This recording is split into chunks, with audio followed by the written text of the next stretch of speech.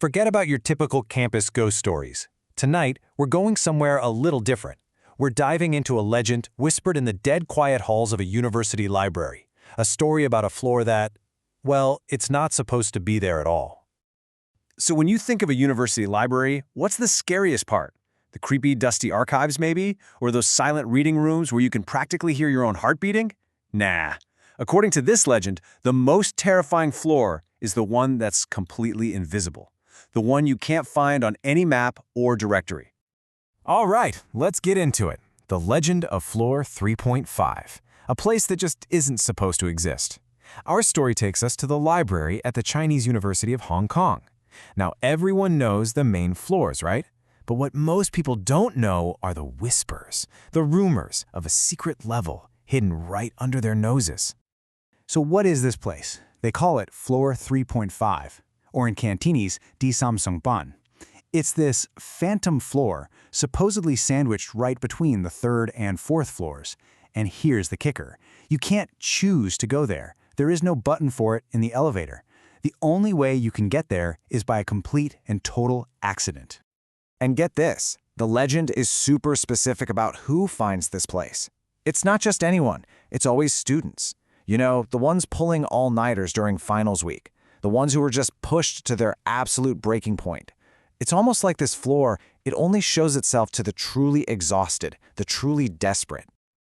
Okay, so let's follow one of these unlucky students, shall we? This part of the story is all about one student's late-night discovery on this mysterious accidental floor. Picture this, a first-year student absolutely swamped with finals prep. She has no idea what's about to happen. So, the scene is set. It's nearly 3 a.m. The library is practically a ghost town, and this student, she's completely drowsy. Her eyes are blurry from staring at textbooks. She finally packs up, stumbles into the elevator, and all she wants to do is go home and crash. But here's where it gets weird. As she's standing there, half asleep, her hand just kind of brushes against a button. It's unlit, sticking out a little bit. Without even really thinking, she presses it. The elevator doors slide shut, but then there's no normal hum, no lurch upwards. Instead, there's just this silent, almost weightless drop. And when the doors open, she's on a floor she has never, ever seen before. The first thing she notices is the light. It's this dim, sickly, yellowish color. And the silence, it's absolute. No one's there. No rustling pages, no quiet coughs, nothing. She looks at the shelves, and they're just filled with these identical, nameless books. They all have these old black spines, like rows and rows of forgotten dissertations. Okay, so this next part is titled A Book of Prophecy, and it's all about what she found on those shelves. Now, instead of just running, which is what I would have done, she's hit with this weird sense of curiosity. She walks towards one of the shelves, and this, right here, is the moment the story goes from just being strange to being absolutely terrifying. So she just picks up a random book, opens it, and her heart just stops. Inside, it's not printed text. It's filled with handwriting, and she knows this handwriting. It's hers. Page after page of the exact notes she had just been writing for her assignment. I mean, word for word. How is that even possible? She's flipping through these pages, completely stunned. And then, her notes just stop. On the very next page, there's a single sentence, still in her handwriting, that says, "At 3:17 a.m., she will look up and realize she is not alone." And just on pure instinct, she looks up. And she's not alone. Way in the distance, there's a figure sitting at a desk with its back to her. It's hunched over and long hairs covering its face.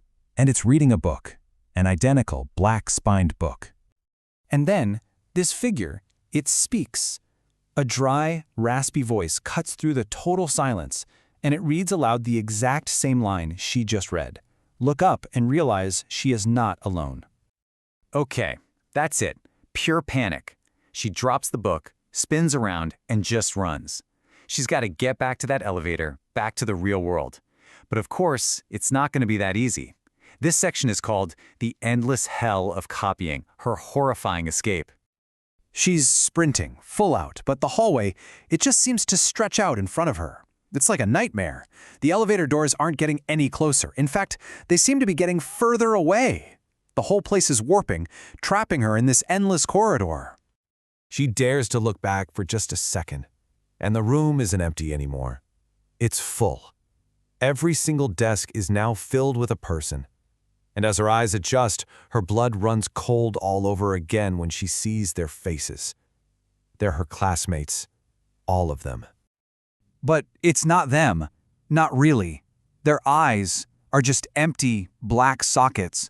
They're all hunched over, and their hands are just moving, mechanically, copying the same sentence over and over and over again.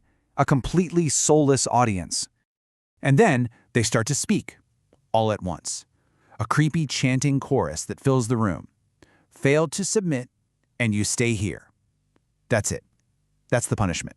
If you fail, you're doomed to stay on this floor, copying forever.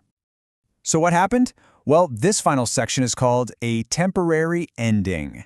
The next thing she knows, it's morning. But the story doesn't just end there. When the library staff came in to open up, they found something really strange. They found the student passed out cold at the third-floor stairwell, not in some hidden hallway, but right there in the open. But here's the thing. Right next to her was one of those old black-spined books, and when they checked, it wasn't in the library system. It didn't belong there.